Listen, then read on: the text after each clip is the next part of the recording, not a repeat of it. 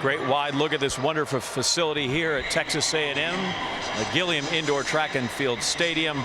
Getting ready for the women's 3,000 meters. Take a look at the women's standings after 14 of the 17 events, and Georgia all but locked this thing up. Arkansas, big points coming in the pole vault, which will close it out, but I don't think they have enough to catch the Bulldogs in this one. Neither team looking to make a massive point get here in the 3,000. Up to Dwight.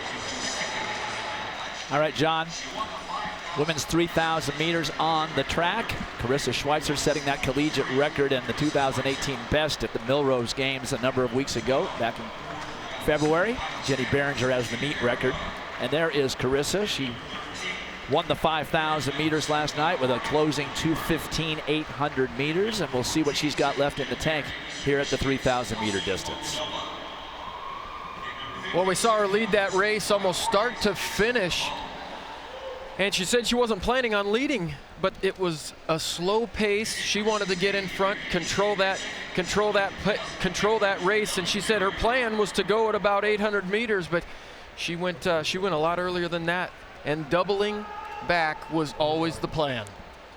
Eleanor Purrier, who won the mile earlier in almost a photo finish after being third and second previously. And another false start in the 3,000 meters. You have to ask why.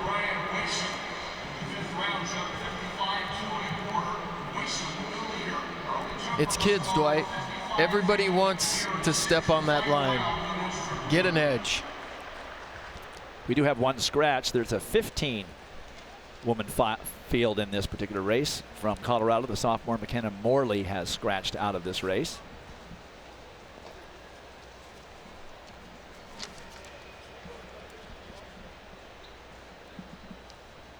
So no harm, no foul. They show the green card. Not really certain what the problem is. I'm assuming it's somebody's with their toe on the line. Start is not crucial in 3,000 meters.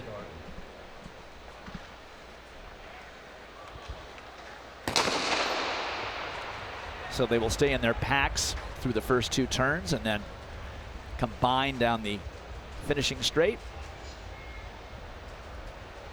And we'll probably know pretty soon how quick a pace Karissa Schweizer is interested in running.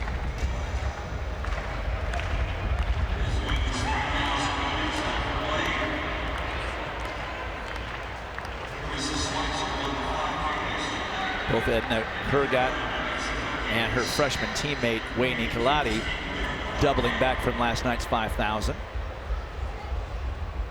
Lily Burton, who anchored the successful Oregon DMR last night, leading early on with her teammate Jessica Hull. And Schweizer, you can see there on the outside.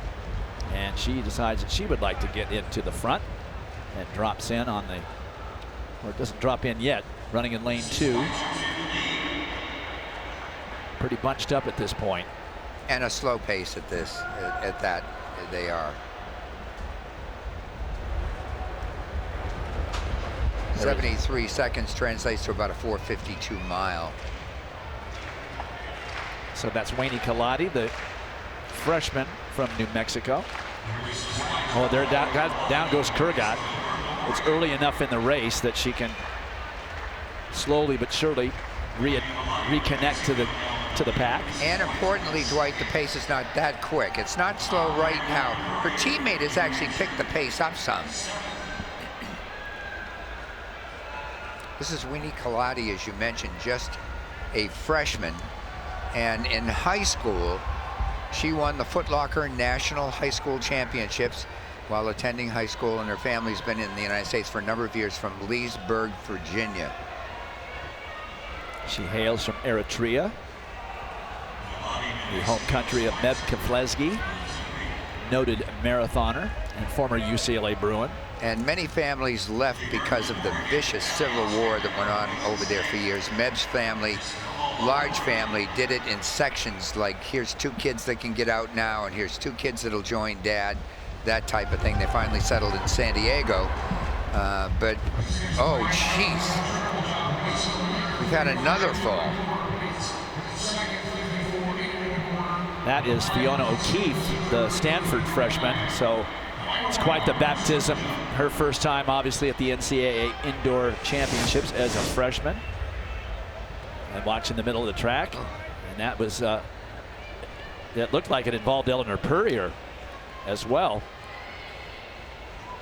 They just got tangled up. Her knee hit Purrier's right leg is what happened. And fortunately, Eleanor was in a position to have good balance. And it was not her fault.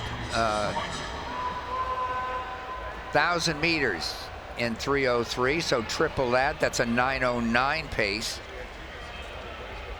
So we are not going to see another collegiate record, at least not in this race. And you almost never do in the distance races.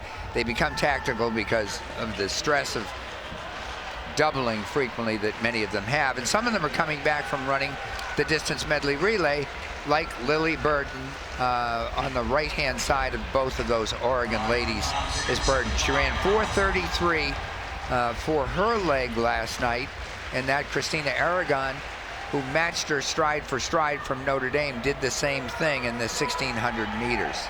There's Ali Ostrander, one of the country's really gifted and talented runners. She's from Alaska, goes to Boise State. She's got number 9 in her hip. She's in second place wearing the orange Bronco. When she's able to create a little space out there, I saw her in the pack, and as small as she is and diminutive in stature, she was able just to put her elbows out, create a nice little bubble around herself, and keep clear of all that bumping. She's got a great history of loving running, comes from a family where parents were runners as well. That lap just picked up quite a bit with who else? Karissa Schweizer, 35.4 seconds. So they dropped it down to about 71s that they're running now for 400 meters.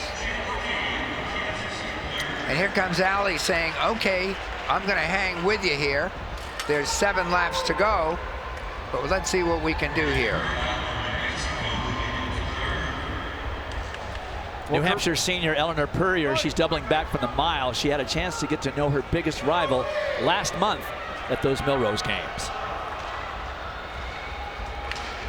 Karissa's a really nice girl. We got to chat a little bit and hang out some at Millrose this year, so I was glad I got to get to know her, and obviously she's a very accomplished and amazing runner.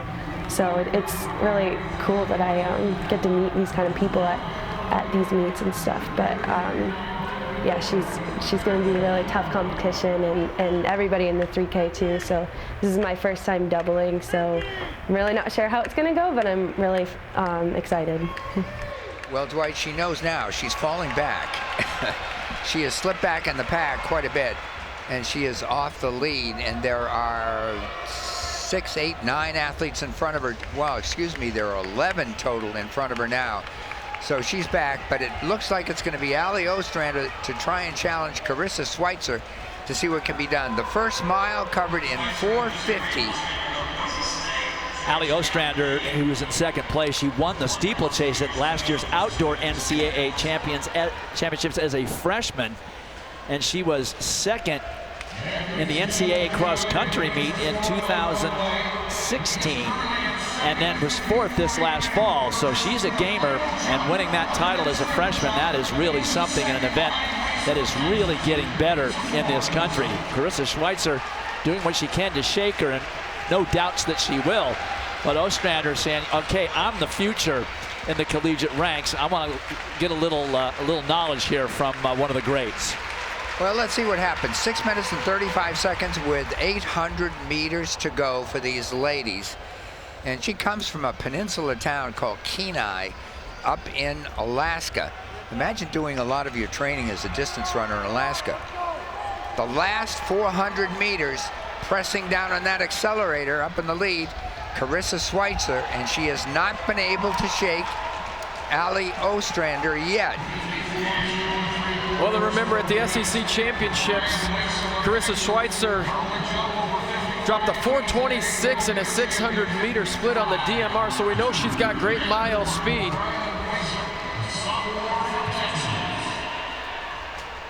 Ostrander, by contrast, only 4:38 mile speed. So if Schweizer wants to shift gears and grind it a little bit harder, she might be able to drop the sophomore, but she's hanging in there right now, and they're coming up with just 400 meters remaining. 2 laps to go in the women's 3000, and Karissa Schweizer trying to double back from last night's 5,000-meter win, but she's having a tough time shaking the youngster, Ali Ostrander of Boise State, the sophomore. She was the NCAA steeplechase champion last June in Eugene and has 2 top 5 finishes in NCAA cross country, and Schweizer's not able to gap the youngster, at least not yet. That was a 72nd 400 meters, and she's now coming up with 1 lap to go. Let's see what this last 400 is going to look like. I don't think she's in full giddy up yet. We'll see. 200 meters remaining, and Karissa Schweizer having a tough time shaking Boise State sophomore Ali Ostrander as they start to lap runners. And there the little gap develops with Schweizer, but Ostrander trying to answer, trying to cover that move and get in position to maybe make a move off the final turn.